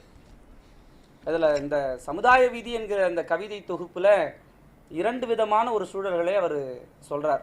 ஒன்று இனத்தின் மீது இருக்கிற அழிவு, இன்னொன்று சமுதாயத்தின் மீது இருக்கிற பழி. இதை ரெண்டுத்தையும் துடைப்பதற்கு அப்பழுக்கற்ற அரசியல்வாதி தேவை. அதனால் அரசியல் வியாதி யாருன்னு நான் காமிச்சிடுறேன், அரசியல்வாதி யாருன்னு நீயே தெரிஞ்சுக்க அப்படின்னு அவர் சொல்கிறாரு.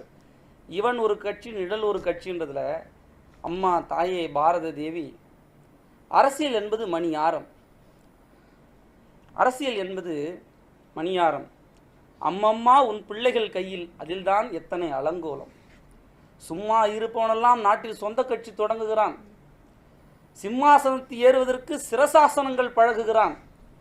மகன் ஒரு கட்சி, தாய் ஒரு கட்சி, மனைவி ஆளுங்கட்சியிலே, முகங்கள் மாறும் அரசியல் குடும்பம் முக்கோணத்தின் உச்சியிலே. இது ஒரு பெரிய ஒரு சூட்சம் இருக்குது. எல்லாரும் ஒரு கட்சி இருந்தால் கண்டிப்பாக ஒருத்தர் யாராவது ஒருத்தர் ஆளுங்கட்சியில் மாறி இருப்பாங்க அப்படிங்கிற ஒரு படம் பிடித்து காமிக்கிற ஒரு சூழல். 3 காளிகள் சேர்ந்தால் போதும், முளைக்கும் புதிதாய் ஒரு கட்சி. தான் தோன்றிக்கு தலைவர் பதவி, அப்புறம் செயலாளர் பதவியாக இருக்கு. தண்டல்கள் செயலர், பொருளாளர். தண்டல்கள் செயலர் என்றால் பொருளாளர் பதவி யாருக்கு விட்டு கொடுப்பார்? அதனால் அவரே பொருளாளர்.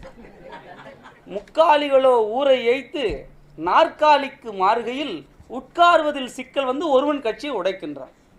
இப்போ 3 பேருக்குள்ள சண்டை, யார் அந்த பதவிக்கு வருதுன்னு நினச்சி 3 பேரும் சேர்ந்து அந்த கட்சியை உடைச்சிடறான். கட்சி தாவல் சட்டம் இவனை கைது செய்ய முடியாதாம். கட்சியில் பிரிந்தவன் 3 கட்சி கணக்கில் 3இல் 1 பங்காம். பொருட்பால் இவருக்கு மனப்பாடம், பொருட்பால் இவனுக்கு மனப்பாடம். பெரும் பொய்கள் இவனுக்கு குரு பீடம். புரட்டல் அரசியல் கலையாகும், வெறும் போலிகள் கொள்ளையர் கூடாரம் அப்படின்னு ஒரு சாட்டை அடி கொடுக்குறார். இதையெல்லாம் படித்தாங்கன்னா உண்மையாகவே சொல்கிறேன், தவறானவர்கள் கூட திருந்தி விடுவதற்கான ஒரு பகவத்கீதையாக தாராபாரதியினுடைய கவிதையை நாம் பார்க்கிறோம். முடிவடையாத இதிகாசங்கள் அப்படிங்கிற தலைப்பு, 16வது வருகிற தலைப்பு முடிவடையாத இதிகாசங்கள். இந்திய நாட்டின் இன்றைய குடிமகன் இதிகாசங்களை தொடர்கின்றான். சந்ததி போற்றும் இலக்கியங்களிலே சாதகப்பட்டதை படைக்கின்றான். உவமானத்துடன் இராமாயண கதை உருக்கமாக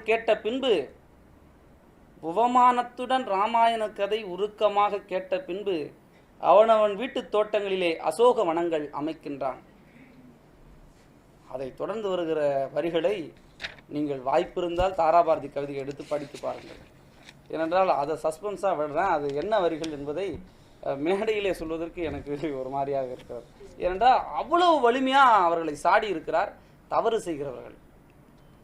புனை வேடங்கள் கடைசியாக வரார். காலை நேரம் சாதி ஒழிப்பு கருத்தரங்குகளில் முழங்குகிறார். இவர் மாலை நேரம் சாதி சங்க மாநாடுகளை தொடங்குகிறார். வீதி முனையில் ஒன்றே சாதி, வேற்றுமை இல்லை என்கின்றார். தம் வேட்பு மனுவை சாதி பெயரில் விண்ணப்பித்துக் கொள்கின்றார். சாதி சண்டை சமய களங்களுக்கு சம்பவங்களுக்கெல்லாம் துணை போவார். அவை மோதும் வழியும் குருதியை முகந்து குடிக்கும் நரியாவார். கடைசியாக முடிக்கிறாரு. சந்ததி வளர்க்கும் கருப்பை என்பது சாதி பாம்பு புற்றல்ல. இனி எந்த மனிதனும் சாதி பந்தியின் இலையில் அமர்வது சரியல்லன்னு முடிச்சிட்டார். இதுதான் சமுதாய வீதி கவிதைகளில், இந்த 17 கவிதைகளில் இவர் சொல்ல வருகிற கருத்து. ஆனால் தாராபாரதி உண்மையாகவே இதை இன்னும் இளைஞர்கள் மாணவர்கள் மத்தியில் கொண்டு சென்றால் வருகிற சமுதாயம், இனி மலர இருக்கிற சமுதாயம் அப்பொழுக்கற்ற ஒரு அரசியல்வாதியை, நேர்மையான ஒரு IAS அதிகாரியை, தன்னலமற்ற தொண்டர்களை இந்த தாராபாரதியின் கவிதையுடைய தாக்கம் கண்டிப்பாக கொண்டு வரும் என்கிற ஒரு ஆசையை பதிவு செய்து ஒரு நல்ல வாய்ப்பை எனக்கு ஏற்படுத்தி கொடுத்த அம்மா அவர்களுக்கு நன்றி பாராட்டி விடைபெறுகிறேன். நன்றி, வணக்கம்.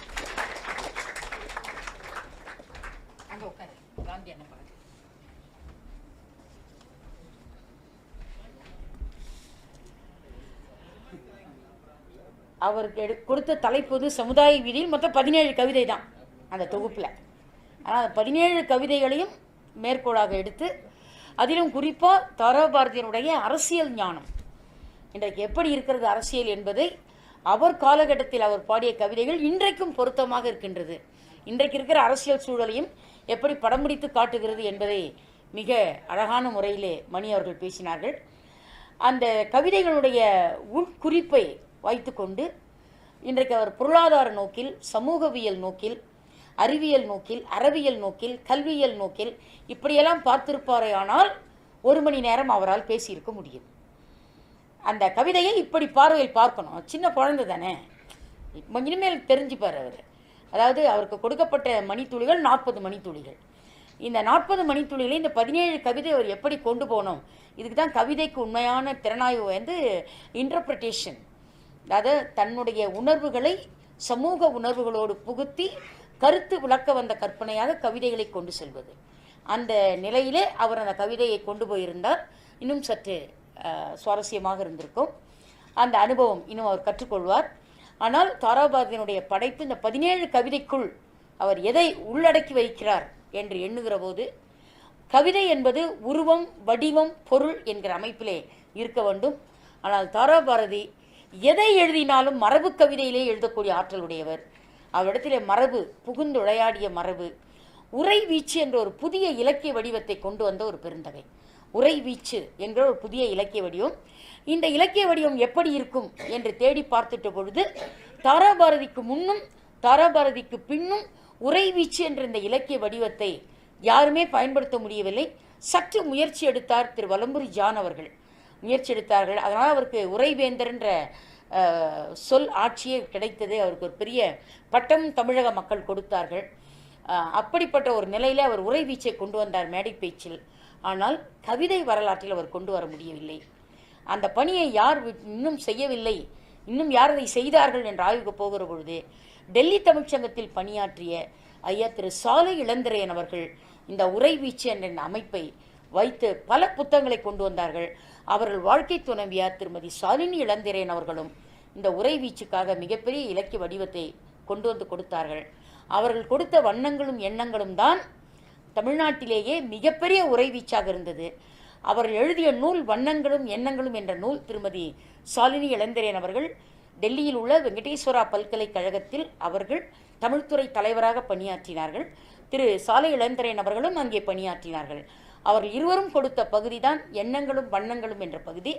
அந்த பகுதியிலே அவர்கள் சொல்கிறார்கள், இதை நாங்கள் எழுதுவதற்கு மூலமாக இருந்தது தாராபாரதியின் உரை வீச்சுதான் என்றவர்கள் ஒரு மிகப்பெரிய ஆய்வினை திருமதி சாலினி இளந்திரையன் அவர்கள் தன்னுடைய ஆராய்ச்சியிலேயே கொடுத்திருக்கிறார்கள். அதற்கு பிறகு இந்த உரை வீச்சை யார் பயன்படுத்தினார்கள்? இன்று வாழுகிற கவிப்பேரரசர் திரு வைரமுத்து அவர்கள் கூட தாராபாரதியின் உரை வீச்சை வெகுவாக போற்றி பாராட்டி இருக்கிறார்கள். ஆனால் அவர் அதை பின்பற்றினாரா அந்த உரை வீச்சு வடிவத்தை என்கிற பொழுது, சிற்பி பாலசுப்ரமணியம் அவர்கள் சற்று அந்த அருகாமையிலே வந்தார், உரை வீச்சின் அருகாமையிலே வந்தார். கொங்கு நாடு தந்த பெரிய கல்வி செல்வம், கொங்கு நாடு தந்த ஒரு மிகப்பெரிய கல்வியாளர் திரு சிற்பி பாலசுப்ரமணியம் அவர்கள் நமக்கு அந்த பொள்ளாச்சியில் அவர்கள் பொள்ளாச்சி மகாலிங்கம் அண்ணா அவர்கள் கல்லூரியில் பணியாற்றிய போது உரை வீச்சு தந்த சாலினி இளந்திரையன் என்று ஒரு கருத்தரங்கமே நடத்தினார்கள். அந்த கருத்தரங்கத்திலும் திரு சிற்பி பாலசுப்ரமணியம் அவர்கள், நான் BA முதலாம் ஆண்டு படிக்கிறேன், நான் 17 வயது. அப்போ அந்த நிகழ்ச்சிக்கு நான் போயிருந்த பொழுது சிற்பி பாலசுப்ரமணியம் அவர்கள் சாலினி இளந்திரையன் அவர்களுக்கும் சாலை இளந்திரையன் அவர்களுக்கும் நன்றி கூறுவதற்கு முன் உரை வீச்சுக்கு வித்திட்ட தாராபாரதிக்கு நன்றி சொல்வோம் என்று சொல்லிதான் அந்த செமினாரை தொடங்குச்சு, அந்த கருத்தரங்கமே தொடங்கியது. அப்படிப்பட்ட உரை வீச்சினுடைய திலகம் அவர். ஒன்று உதாரணம் தரலாம் என்று சொன்னால், எத்தனை உயரம் இமயமலை, அதில் இன்னொரு சிகரம் உந்தன் தலை. இதுதான் உரை வீச்சின் பேர். எத்தனை உயரம் இமயமலை, அதில் இன்னொரு சிகரம் உந்தன் தலை. நேற்று என்பது உடைந்த பானை, நாளை என்பது மதில் மேல் பூனை, இன்று என்பது கையில் உள்ள வீணை. இதுக்கு பேர் தான் உரை வீச்சு. இப்படிப்பட்ட உரை வீச்சுகளை கொடுத்த பெருந்தகை தான் தாராபாரதி அவர்கள். அவரை சமூகவியல் நோக்கிலே காண்கிற போது கல்வியாளராக, உளவியல் அறிஞராக, பொருளியல் அறிஞராக, சமுதாய சிந்தனையாளராக, அறிவியல் நுட்பம் தெரிந்திருக்கக்கூடிய ஒரு அறிவியல் அறிஞராக, அரசியல் ஞானியாக, இப்படி பல்வேறு முகங்களில் அவரை சமுதாய வீதியிலே காண வேண்டும் என்கிற ஒரு தகவலை இந்த மேடையிலே பதிவு செய்து என்னுடைய இந்த நிகழ்ச்சியை நான் நிறைவு செய்வதற்கு முன் இந்த 2 மிகப்பெரிய அன்பர்களை இந்த மேடையில் பாராட்ட இருக்கிறோம். தொழில் அதிபர் ஐயா திரு பழனி பெரியசுவாமி அவர்கள் இவ்வளவு நேரம் 2 மணி நேரத்திற்கு மேலாக நம்மோடு இந்த நிகழ்ச்சியில் கலந்து கொள்வது தாராபாரதி கிடைத்த ஒரு மிகப்பெரிய சிறப்பு. இன்றைக்கு அவருடைய சகோதரர், தாராபாரதியுடைய சகோதரர் ஐயா திரு மலர்மகன் அவர்கள், கவிஞர் மலர்மகன் அவர்கள் இந்த அரங்கத்திலே அமர்ந்திருக்கிறார்கள். அவர்களை நாம் பாராட்டுவது நம்முடைய மிகப்பெரிய கடமை. நம்முடைய பேராசிரியர், கல்வியாளர், தொழிலதிபர் ஐயா அவர்கள் அவர் பொற்கரத்தால் அவருக்கு பொன்னாடை அணிவித்து சிறப்பு செய்வதற்கு முன் திரு மலர்மகன் அவர்களை பற்றி ஒரு செய்தி நான் சொல்லணும். மலர்மகன் ஐயாவுடைய கவிதைகள் எல்லாம் ஆராய்ச்சிக்குட்பட்ட கவிதைகள், ஆய்வுக்குட்பட்ட கவிதைகள்.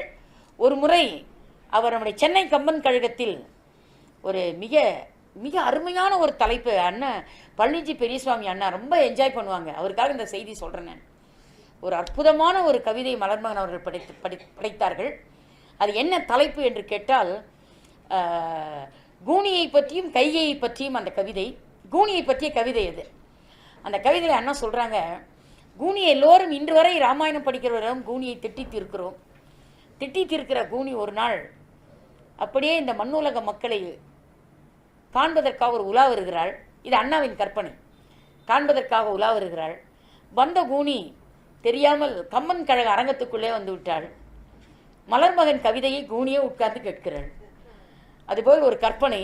அந்த கற்பனையிலே நான் என்ன தவறு செய்து விட்டேன் கையை, கூனி பேசுகிறார், நான் என்ன தவறு செய்து விட்டேன் கையை, இப்பொழுது கூட சாமி புறப்படுவதற்கு முன் வேட்டு வைக்கிறார்களே, சாமி புறப்படுவதற்கு முன் வேட்டு வைக்கிறார்கள் அல்லவா, அதுபோல் நான் அயோத்தியில் இருந்து ராமசாமி புறப்பட வேட்டு வைத்தேன், அவ்வளவுதானே, ஏன் என்னை போய் இப்படி துன்புறுத்துகிறது இந்த தமிழ் சமூகம் என்று சொல்லி அண்ணா அவர்கள் கவிதை வாசித்த அந்த திறன் இருக்கிறது பாருங்கள், அதை எண்ணி எண்ணி வியக்க வேண்டும். அப்படிப்பட்ட ஒரு அற்புதமான மா கவிஞன் மலர்மகன் அவர்களை மேடைக்கு வருமாறு அன்போடு அழைக்கிறேன். நம்முடைய தொழிலதிபர் கல்வியாளர் பேராசிரியர் அவர்கள் பாராட்டுகிறார்.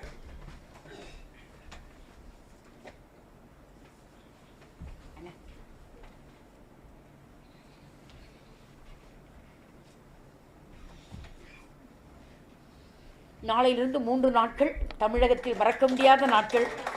சென்னை கம்பன் விழா நாளை மாலை விருதாளர்களுடைய வாழ்க்கையில் ஒரு மிகப்பெரிய மைல் கல் என்று சொல்லலாம். பள்ளி கல்லூரி மாணவர்கள் பெறக்கூடிய பரிசு கிட்டத்தட்ட 1 லட்சம் ரூபாய்க்கு மேலே பிள்ளைகள் பரிசினை பெற இருக்கிறார்கள். மிகப்பெரிய தமிழறிஞர்கள் உரையாற்ற இருக்கிறார்கள். இந்த நிகழ்வு நாளை மாலை நடக்க இருக்கிறது. அடுத்து 2 நாட்கள் உங்கள் கரத்திலே நாங்கள் கம்பன் விழா அழைப்புதல் கொடுத்திருக்கிறோம். எடுத்து பாருங்கள். கரும்பை எப்பக்கம் சுவைத்தாலும் இனிப்பாக இருப்பது போல கம்பன் விழாவில் எந்த நிகழ்ச்சியை நீங்கள் வந்து கேட்டாலும் அது உங்களுக்கு கரும்பென தித்திக்கும், கண்ணல் கரும்பென தித்திக்கும் செந்தமிழ். நீங்கள் அதை கண்டு கேட்டு உண்டு உணர்ந்து அனுபவிக்க வேண்டும் என்று சொல்லி சென்னை கம்பன் கழகத்தின் சார்பாக உங்கள் அனைவரையும் நாளைய 3 நாட்கள் நிகழ்ச்சிக்கு வருக என்று வரவேற்கிறோம். சிகாகோவில் சென்ற மாதம் நடைபெற்ற ஒரு மிகப்பெரிய 10வது உலக தமிழாராய்ச்சி மாநாட்டில் வணக்கத்திற்குரிய எங்கள் பேராசிரியர் டாக்டர் சாரதா நம்பி ஆரூரன் அவர்கள் மறைமலையடிகள் தனித்தமிழ் இயக்கம் குறித்து ஆய்வு கட்டுரை கொடுத்தார்கள். அந்த விழா அந்த அமர்வு முடிந்த பிறகு அந்த அமர்விலே அமுதன் அடிகள் அருட்தந்தை அமுதன் அடிகள் அவர்கள் சொன்ன தொகுப்புரையில் அவர்கள் சொன்ன வார்த்தை, பேராசிரியர் டாக்டர் சாரதா நம்பி ஆரூரன் மறைமலையடிகள் குடும்பத்தில் ஒற்றை பெண்மணி இன்னைக்கு நம்மோடு வாழ்கிறார், அந்த குடும்பத்தை சார்ந்த ஒரு பெண் நம்மோடு இருக்கிறார் என்று சொல்லுகிற போது மனம் உண்மையிலே மகிழ்கிறது என்று அருட்தந்தை அமுதன் அடிகள் அவர்கள் தொகுப்பறை கொடுத்த போது சொன்னார்கள். மறைமலை அடிகள் பற்றிய தனித்தமிழ் இயக்க ஆய்வு கட்டுரை 30 பக்கத்திற்கு மேலாக அந்த ஆய்வு கட்டுரையை பேராசிரியர் அவர்கள் சமர்ப்பித்தார்கள். அது ஒன்றும் அவருக்கு பெரியதல்ல, புதியதல்ல. அவர் PhD தலைப்பே தான், PhD டாப்பிக்கே மறைமலை அடிகள் தான் அக்கா பண்ணாங்க. இந்த இனியதொரு கனமான மேடையில் அவர்களை பாராட்டுவதில் உறவு சுரங்கம் பெருமை கொள்கிறது. பேராசிரியருக்கு ஒரு பேராசிரியர் பொன்னாடை அணிவிக்கிறார்.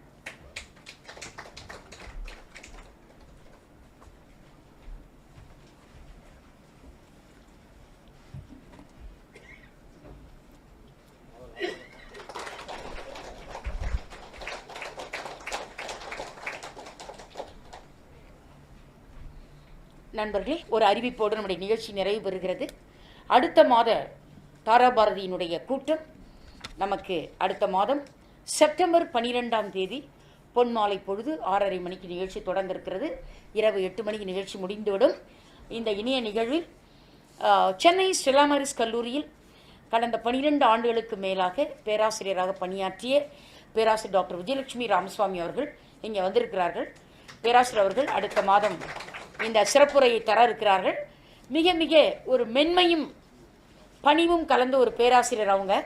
அதான் அவங்களுக்கு என்ன தலைப்பை தேர்ந்தெடுத்தோம் அப்படின்னா, தாராபாரதியின் கவிதைகளில் காதலும் இயற்கையும் என்ற தலைப்பை தேர்ந்தெடுத்தோம்.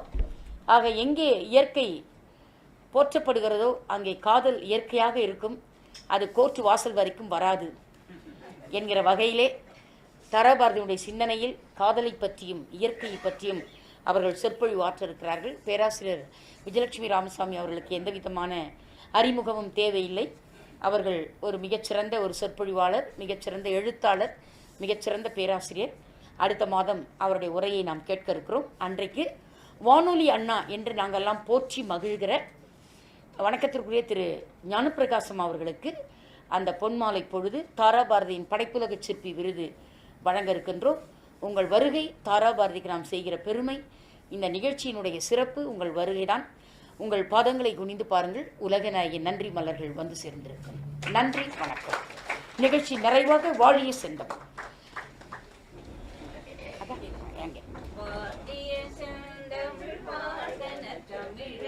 வாழிய பாரத மணி திருநாடு, வாழிய செந்தமிழ் பாடன தமிழ, வாழிய பாரத மணி திருநாடு.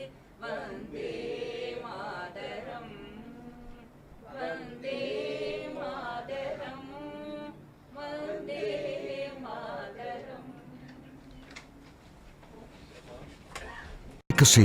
Loved by one and all in India and abroad.